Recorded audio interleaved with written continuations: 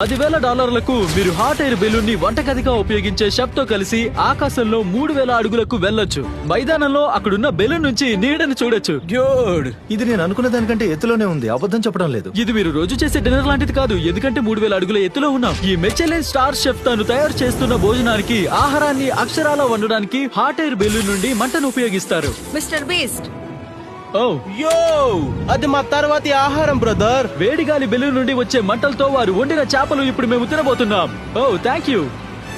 Oh my God, Jim ఇది అద్భుతంగా ఉంది. అక్కడ కింద ఎంత అందంగా ఉందో చూడండి.